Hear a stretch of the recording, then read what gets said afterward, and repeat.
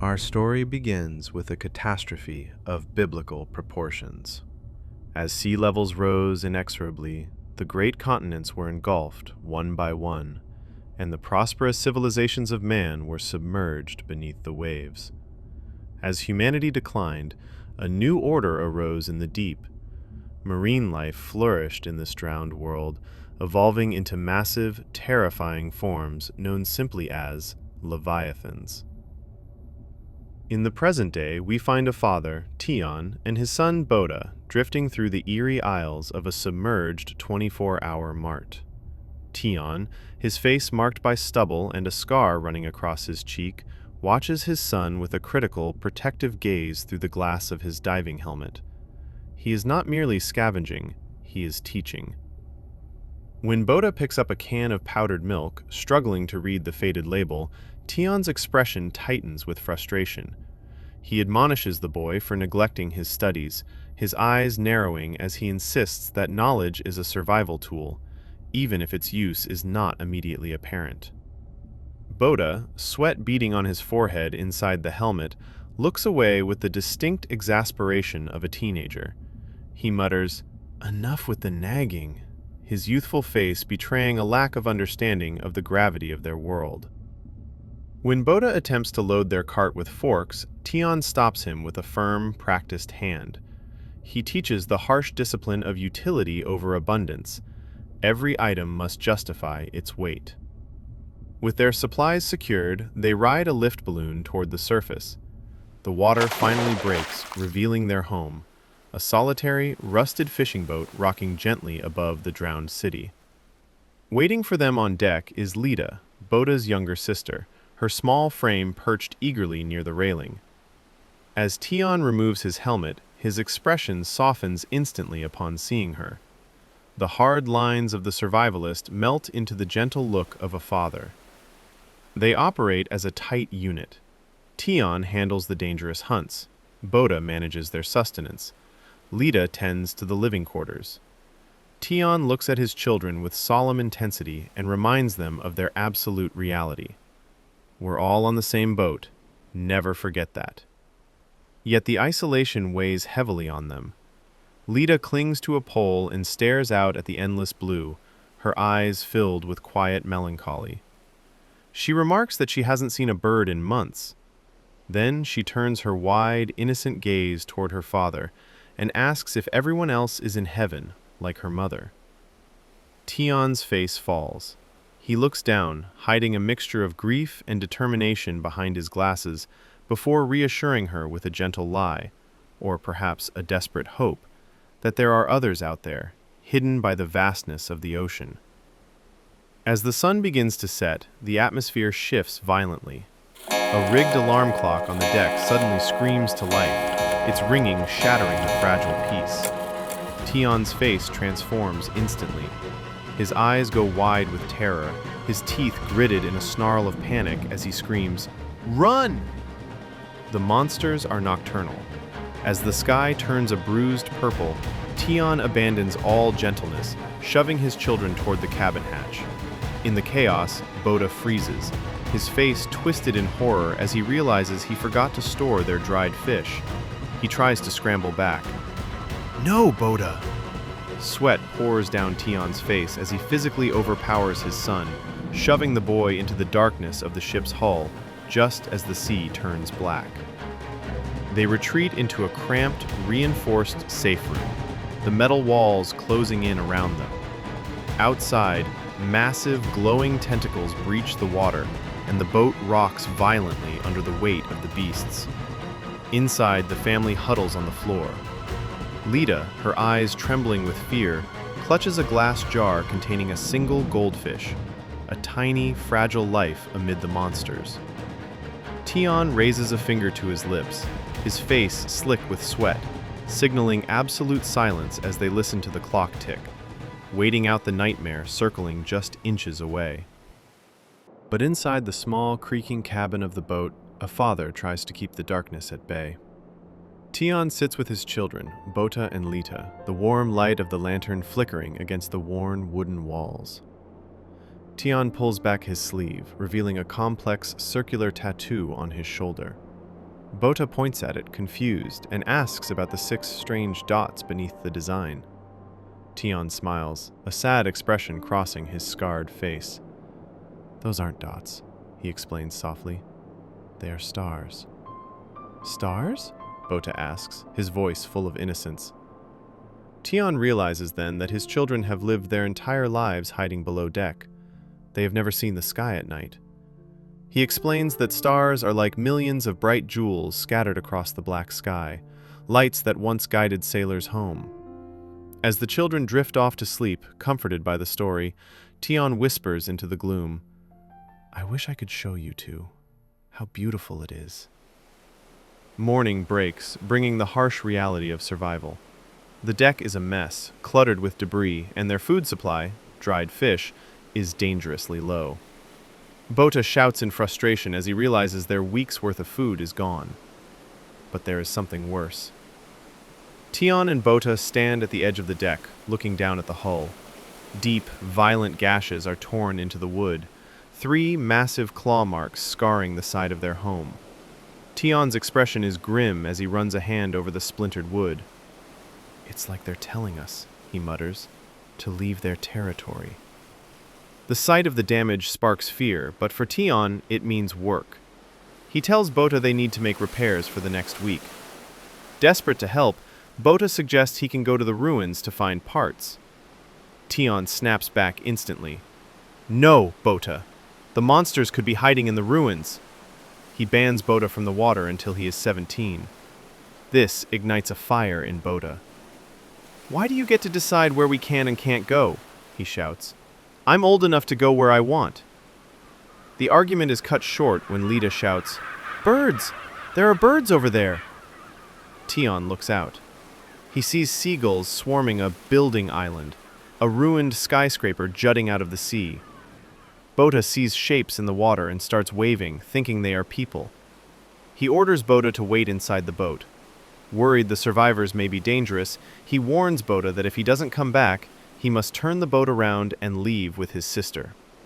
After leaving this warning to his son, he grabs his harpoon and jumps into the water, swimming until he reaches the crumbling concrete of the ruins to investigate. The ocean is a silent grave, but inside the ruins, the silence is heavy. Tian navigates the building, climbing the stairs and screaming for any survivors. But when he opens a door, he realizes the figures they saw were nothing more than skeletal remains of the old world. He moves through shadowed corridors until he finds a wooden crate. He pries it open. Inside, packed in cloth, are antique explosives, 81mm mortar shells. "Explosives?" he whispers. "Why are these antiques?" As he holds the shell, he notices something terrifying. He looks up at a massive hole in the concrete wall. The heavy steel bars of the building's structure are bent inward. Tian freezes.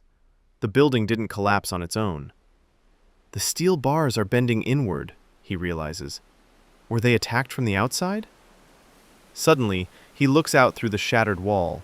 In the water below, a figure floats near the boat. He screams, "Lita!" Tian rushes back, scrambling onto the deck. He shouts, "Lita! Are you all right?" Bota begs his father for help. Someone is drowning. But as Tian stares closer at the figure in the water, the truth hits him. His eyes widen in horror. "That's not a person!" Plop. Beneath the surface, a massive shadow moves. "There's something under us." He grabs his children, pulling them tight into his chest. An eldritch being never seen before waits in the depths, locked onto the boat. In one swift motion, the beast lunges at their home. The hull snaps like a twig. Inside the fracturing cabin, the world turns sideways. Wood shatters. Water rushes in. "Urk!" Tian is already there. He wraps his arms tightly around Bota and Lita, shielding them with his own body as the walls collapse inward. Crack! The boat is gone. The sanctuary is destroyed. And as they are plunged into the churning water, the terror finally reveals itself. "Sea monsters!" they scream. Tian does not fall into the water. As the boat fractures, he grabs his children and clings desperately to the remaining half of the wreckage. They bob in the violent wake of the beast, stranded on a floating island of debris. But the attack isn't over. From the churning water, a massive gray tail rises, arching high above them like a falling monolith. It slams down onto the wreckage. The force of the blow acts like a catapult. Taeon, holding Bota and Lita tight against his chest, is launched into the air.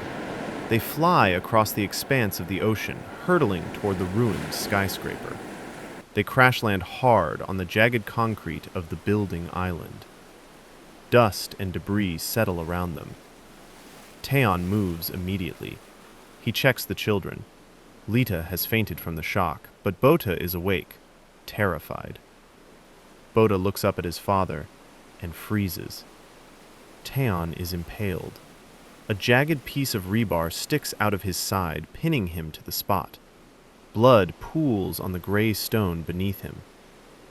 But Taeon does not grit his teeth. He does not scream. He looks at his son with a completely calm face. He forces a gentle, steady smile, hiding the agony to keep his son from panicking. "I'm fine," he says softly. "Don't worry." He knows the monster is coming. "There's no time, Bota," Taeon says, his voice steady but urgent. "If you stay here, we'll all die." He pushes his son forward. "Take Lita and run." Bota hesitates, tears welling in his eyes, but he listens. He heaves his sister onto his back and sprints into the maze of the ruins. Taeon is left alone. He tries to move, to stand and fight, but the metal through his gut holds him fast. He is anchored to the ruins. He looks down at his wound, then takes a breath, his expression shifting from a father's love to a warrior's resolve. From the water below, the ocean erupts. The Leviathan rises. It is a mountain of gray flesh, water cascading off its skin as it towers over the ruins. Sunlight burns against its hide, sizzling against the darkness of its flesh. The monster lowers its massive head until it is face to face with Taeon. Its giant, unblinking eye focuses on the wounded man. Taeon grips his weapon, ready to die fighting. But the monster pauses. It looks at the blood pooling around Taeon. It sees the steel bar trapping him. It knows this prey isn't going anywhere. Then, its eyes shift. It looks past Taeon. It spots movement in the distance, the small figures of the children running through the wreckage. The beast's mouth curls. It isn't interested in the dying man on the pike. It wants the hunt. Taeon watches in horror as the monster ignores him completely. With a massive heave of its body, the Leviathan lunges past him, crashing through the walls of the building. Its massive bulk shakes the floor Taeon is pinned to. It isn't attacking him. It is chasing them. The ruins are thick with dust. Bota carries his unconscious sister Lita, sprinting through the collapsing corridors, his chest heaving. The sea monster is on them, attacking the building itself. Bota is forced to react instantly, scrambling and diving as massive concrete pillars crash down around them. He shoves Lita beneath a piece of debris, then rolls in himself, narrowly escaping the crushing force. The attack continues without pause. The monster uses its enormous appendages like battering rams, slamming into the walls and shaking the entire structure. Bota scrambles back to his sister. He looks up as the barrage momentarily ceases. Through the swirling dust, he sees a figure emerge from the gloom. "Dad?" Bota whispers, hope and confusion washing over his terrified face. The figure looks exactly like Taeon, but it is not him. It is a lure.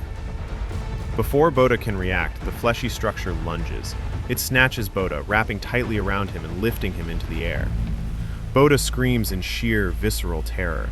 He is powerless, being pulled rapidly toward the monster's massive mouth. "Dad!"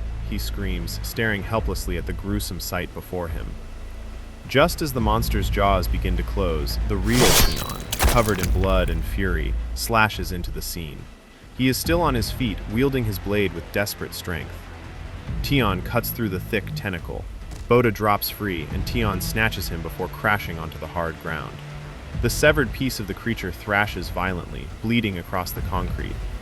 Tion screams at the beast, his voice raw with rage. "Don't touch my son!" He plants himself between the monster and his children, armed and bleeding, forcing the creature to face him. His fight has just begun. Tion knows the monster is ignoring him and hunting the children. He shouts for Boda to run and hide, but he doesn't wait to see him move. He must intercept. Tion doesn't retreat. He charges straight at the monster. "I have to kill that bastard!" He slides beneath the monster's attack, his massive blade already drawn. Pure fury replaces reason, hardening his eyes like volcanic glass. He leaps onto the creature's side, anchoring himself as he drives the blade deep into its flesh. He carves a brutal line down the beast's thick hide. Blood sprays everywhere, hot and arterial, soaking his skin and turning the blade slick with gore. He slashes again and again, pouring the pain of his own wounds into the monster's body. In this moment of agonizing, visceral combat, riding the monster's convulsing form and drenched in its blood, Tion launches himself onto the creature's back, stabbing his blade deep into its armored hide.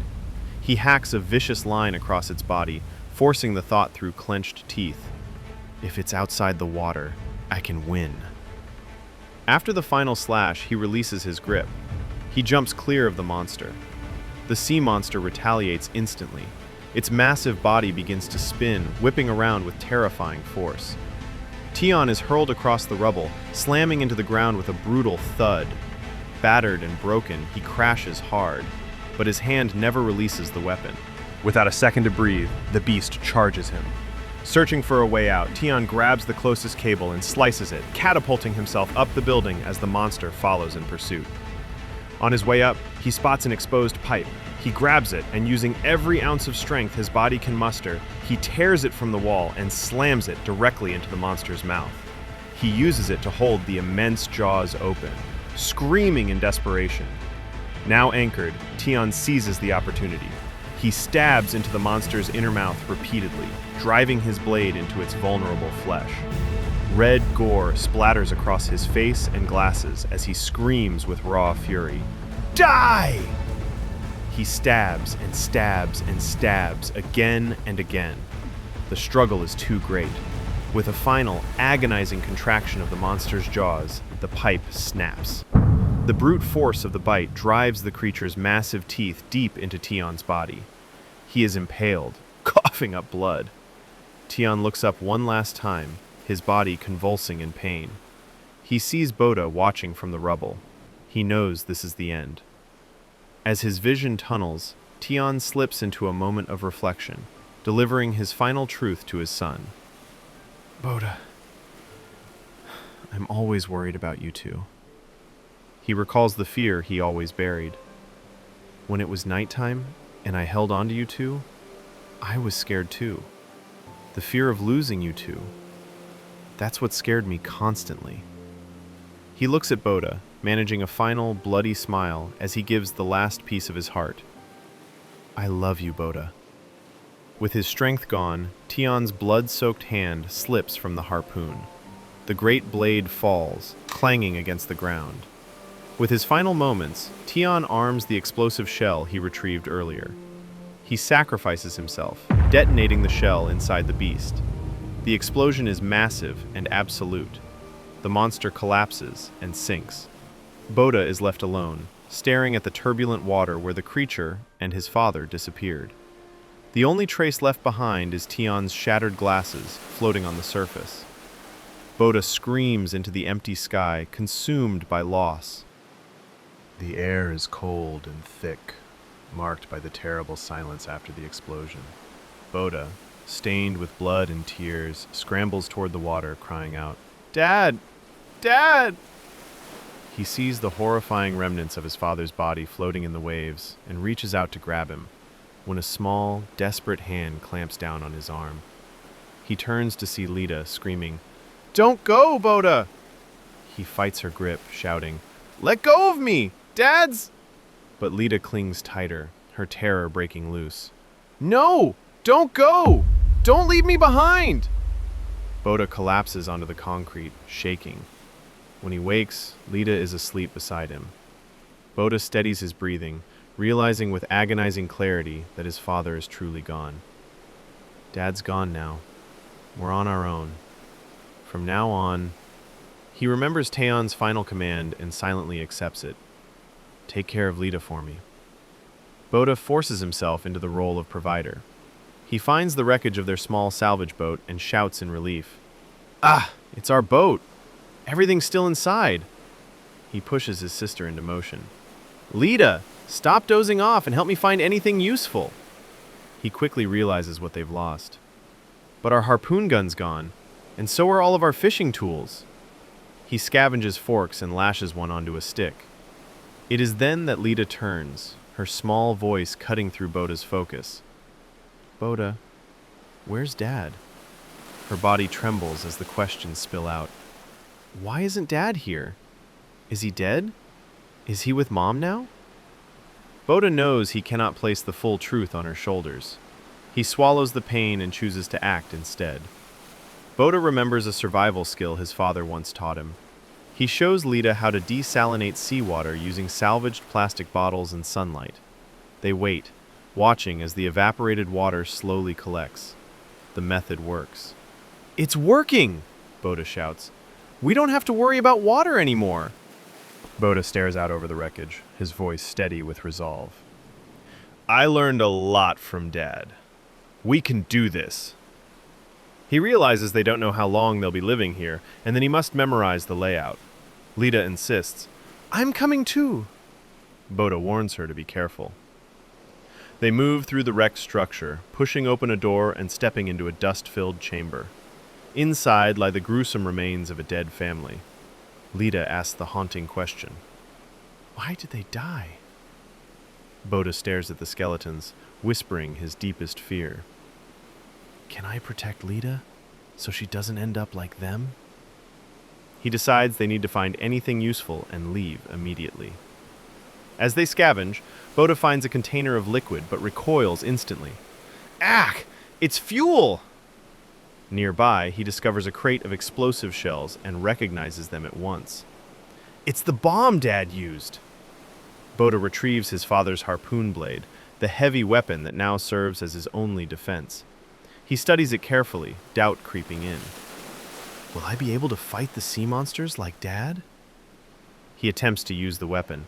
The mechanism hisses. Suddenly, gas ignites and the weapon discharges violently, launching Boda forward with brutal recoil. He slams into a concrete wall, hits hard, and collapses to the ground, injured. Stunned, Boda lies still, blood dripping from his nose. Lita rushes to his side, seeing his distress and mistaking it for tears. Are you crying? Boda shakes his head. No. He forces himself upright. Lita tugs at his arm and points. Come here. I found something weird. Boda pulls open a heavy door embedded in the floor, revealing a staircase descending into darkness. They descend into the dark waters beneath the ruined building. Boda swims through vast, arching caverns carved by the submerged city, watching schools of fish scatter through shafts of fading light. He enters a colossal, shadow-filled chamber, following the source of a deep, rhythmic thump. Boda slows to a stop, his eyes widening as he realizes the chamber is filled from floor to ceiling with hundreds of immense dark spheres. He drifts closer and reaches out.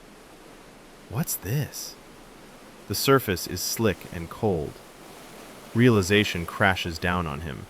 These are eggs of the same terrifying sea monster his father sacrificed himself to destroy.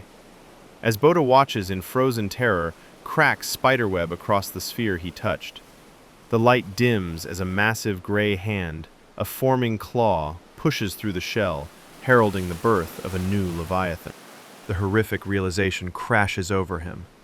This was their nest!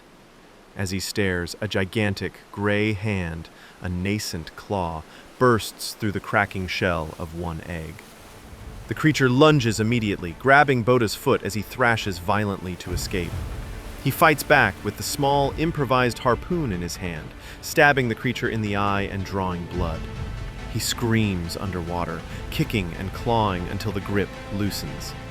He breaks free and surfaces inside the ruins, gasping and coughing as he shouts the terrible realization. All eggs? Behind him, the monstrous claw of the guardian creature explodes out of the water in pursuit. Boda fights the creature, but it is relentless. He is thrown back, shouting, "Ah! Stay back!" He jumps and dodges the monster's relentless attacks, forcing his way upward through the ruins. When he reaches the top, he tries to seal himself inside a narrow passage, but the creature slams into the door with immense force, nearly knocking him free. Through the floorboards, a huge eye locks onto him. Boda grabs his heavy blade and screams, "Die!" After he pierces through the door, everything goes silent. Boda grabs whatever debris he can find and piles it against the door before turning and running. He sprints through the ruins, desperate to find his sister.